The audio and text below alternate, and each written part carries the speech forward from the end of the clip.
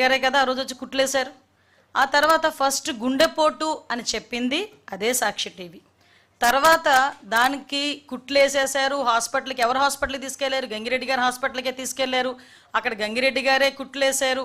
అక్కడ రక్తాలు కడిగేసింది వాళ్ళ తాలూకా బంధువులే. ఆఖరికి సునీతమ్మ గనక ఆ టైంలో అడగకపోతే పోస్ట్ మార్టం కూడా చేయకుండా దహన సంస్కారాలు కూడా చేయడానికి కూడా సిద్ధపడిపోయిన పరిస్థితి. తర్వాత నెక్స్ట్ డే నారాసుర రక్త చరిత్ర అని ఒక పెద్ద బ్యానర్ ఐటెం చేసి ఈ బురదనంతటిని తీసుకొచ్చి చంద్రబాబు నాయుడు గారి మీద నెట్టడానికి ప్రయత్నం చేసి నెట్టిన పరిస్థితి. ఇవే కాకుండా అప్పటి నుంచి చెప్తున్నానండి, నేను ఎగ్జాంపుల్స్ చెప్తున్నాను. ఎగ్జాంపుల్గా అదొకటి మెయిన్ ఎగ్జాంపుల్ కాబట్టి అది ఎగ్జాంపుల్ చెప్తున్నా. ఈ రోజు పరిస్థితి చూస్తే మీరు ఒక్కసారి ఒక క్లిప్పింగ్ ఒకసారి చూడండి.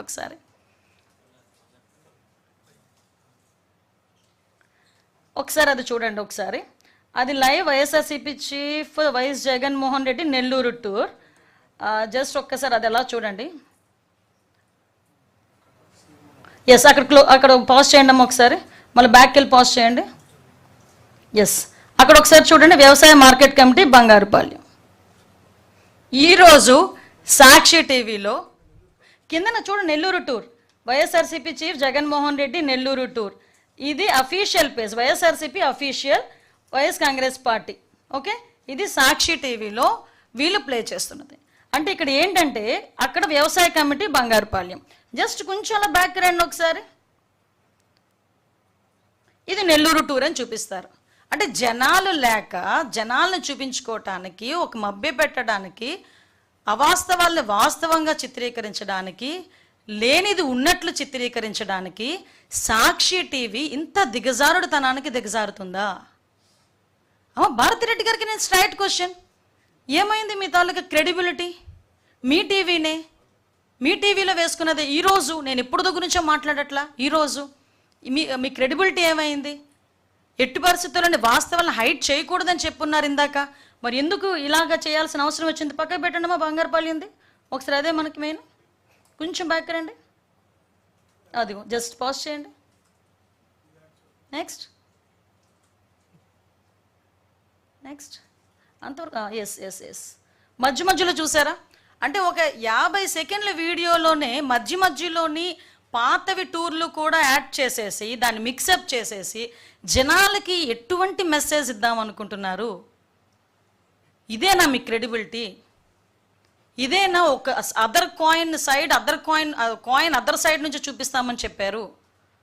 దీనికి ఏం సమాధానం చెప్తారు? దీనికి ప్రజలకి ఏం సమాధానం చెప్దాం అనుకుంటున్నారు? అంటే ఈ టూర్లలోని వీళ్ళు సాక్షి టీవీ పరంగా వీళ్ళు చేస్తున్న దుష్ప్రచారం ఒకవైపు, లేనిది ఉన్నట్లు ఉన్నది లేనట్లు, అవాస్తవాలను వాస్తవాలు కానీ వాస్తవాలను అవాస్తవాలు కానీ చిత్రీకరించే ప్రయత్నాలు చేయటం ఒక ఎత్తు. ఒక పక్క నుంచి జగన్మోహన్ రెడ్డి క్లియర్ కట్గా బయటకు వచ్చి పోలీసుల మీద దుమ్మెత్తిపోయటం, పోలీసులు నోటుకొచ్చినట్టు మాట్లాడడం, చంద్రబాబు నాయుడు గారి గురించి నోటుకొచ్చినట్టు మాట్లాడడం, లోకేష్ గారి గురించి నోటుకొచ్చినట్టు మాట్లాడటం. ఈరోజు ఆంధ్రప్రదేశ్ పరిస్థితి ఏంటి? ఆంధ్రప్రదేశ్ను ఒక గాడిలో పెట్టడానికి ముఖ్యమంత్రి గారు ఎంత కష్టపడుతున్నారు?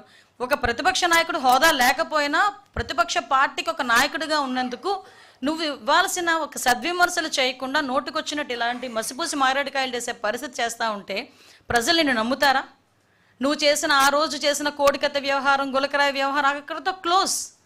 ఇంక అక్కడి నుంచి ప్రజలు నమ్మే పరిస్థితులు అయితే కనిపించట్లే.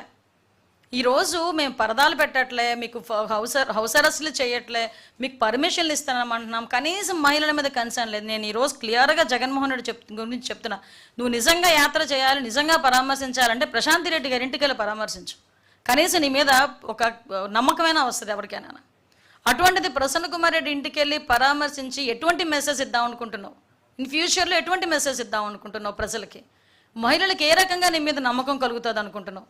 నీ పార్టీలో ఉన్న వాళ్ళు నోటుకొచ్చినట్టు మాట్లాడితే కట్టడి చేయలేని పరిస్థితిలో నువ్వు ఉండే పరిస్థితి నీది. అది ఈరోజు ఒకటే క్లియర్గా చెప్తున్నానండి, జగన్మోహన్ రెడ్డి ఎట్టి పరిస్థితుల్లోనైనా మహిళలకి క్షమాపణ చెప్పాలి, తల్లికి చెల్లికి క్షమాపణ చెప్పాలి, మహిళలందరికీ కూడా క్షమాపణ చెప్పాల్సిన పరిస్థితి ఉంది.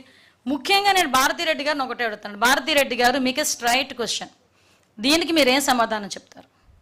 ఈరోజు మీ టీవీలోనే ఇలా మిక్స్ చేసి పాత టూర్ని కూడా ఈరోజు టూర్లో భాగంగానే చూపించుకున్న మీరు ఏం సమాధానం చెప్తారో చెప్పాల్సిందిగా భారతిరెడ్డి గారిని కోరుకుంటున్నా.